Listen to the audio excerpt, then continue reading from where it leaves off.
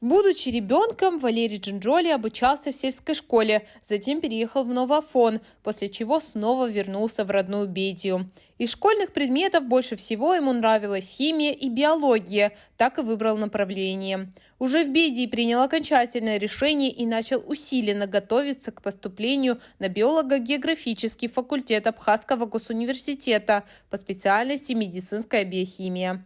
Наверное, просто так сложилось, что именно это направление.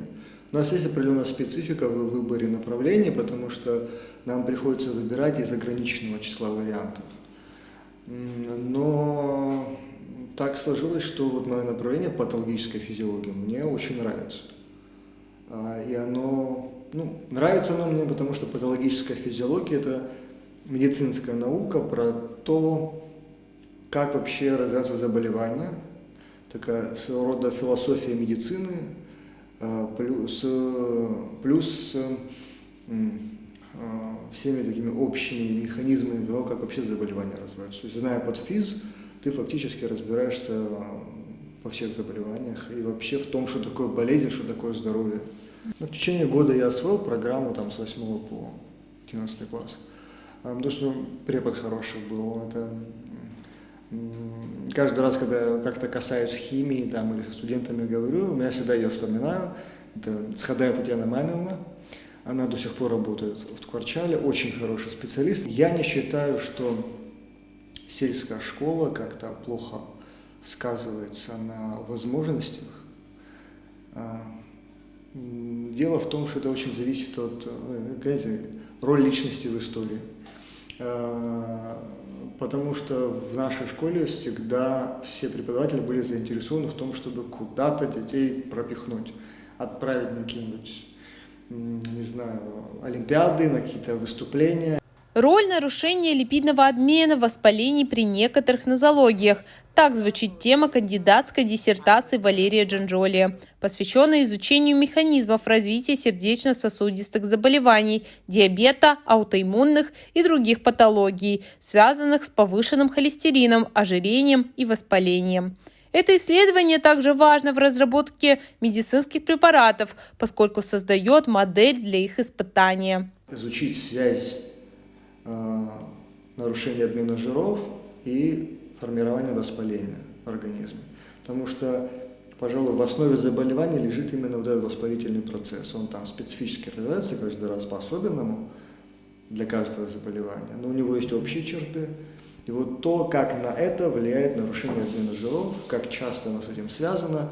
В долгосроке это важно в том плане, что у нас с глобализацией увеличивается количество заболеваний, которые называются заболеваниями 21 века, или которые связаны с изменением образа жизни, с меньшей подвижностью, с активностью физической меньшей и с потреблением большого количества калорий. Исследование может внести вклад в определение новых факторов риска, то есть выявить ранние сигналы возможного развития изучаемых заболеваний. Задействованы низшие обезьяны, потому что научно-исследовательский институт специализируется на них.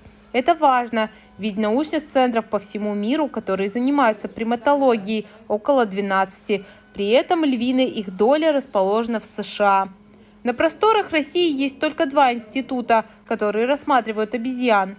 В этом и состоит особенность НИИПИТа. Во-вторых, именно обезьяны являются лабораторными двойниками человека, позволяя лучше всего изучать механизмы развития многих заболеваний и исследовать препараты. Сейчас мы работаем с обезьянами. Почему обезьяны? Во-первых, потому что мы работаем с обезьянами в институте. Не только по этой причине, потому что они физиологически, анатомически нам ближе всех животных других. Мы на обезьянах можем получить изменения, которые мы не получим на грызунах. На просторах Российской Федерации, например, институтов только 2.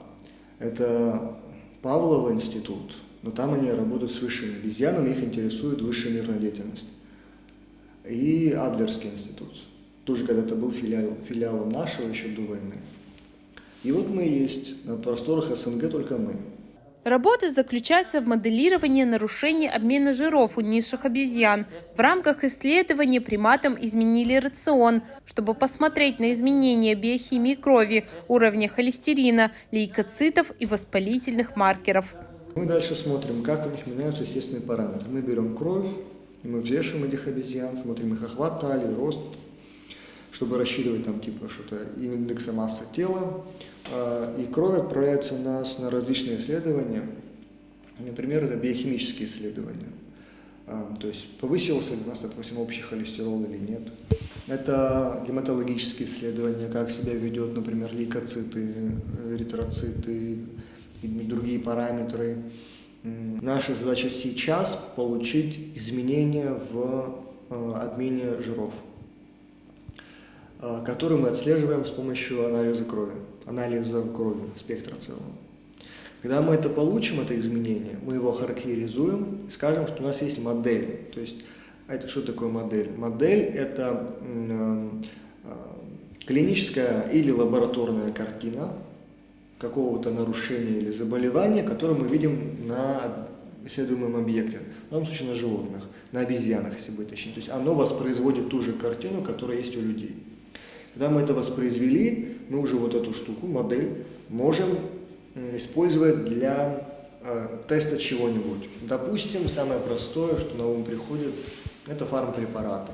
Кроме того, в диссертации Валерия Джинджоли будет разработана модель нарушения обмена веществ на приматах. Это уникальный инструмент, который поможет в испытании препаратов для борьбы с различными заболеваниями, чтобы проверить их эффективность и безопасность. Уже мы уходим в разряд исследований на людях. Это отдельная проблема, поскольку по одной простой причине. Потому что мы не можем сделать такого же с людьми, как делаем с обезьянами или там, с грызунами. Нам приходится здесь ухищряться. И минус в том, что эти ухищрения приводят к возрастанию риска статистических ошибок. И вот здесь у нас включается очень серьезный мат-аппарат, в каком-то смысле, медицинской статистики. В наших результатах на людях очень вероятно, что будут какие-то ошибки. И мы должны ко всему уже здесь относиться очень вероятностно. Пока говорить о глобальных результатах или же планах тяжело, ведь научный прогресс складывается из достижений многих ученых. В своей работе абхазские ученые делают все, чтобы соответствовать биоэтическим принципам исследования, уменьшить уровень стресса у подопытных обезьян. Помимо прочего, важен процесс работы. В частности, сбора крови. Как отмечает Джинджоли, у обезьян берут кровь вакуумным способом, так же, как и у людей в больницах. В научно-исследовательском институте сегодня создаются и внедряются в работу даже стандартизационные документы для этой цели. Кроме того, Валерий Джинджоли преподает в АГУ практический курс в рамках общей биохимии и старается передавать свои знания и опыт молодым студентам. Алиса Атлиба, Сандро Облоти, Абаза ТВ.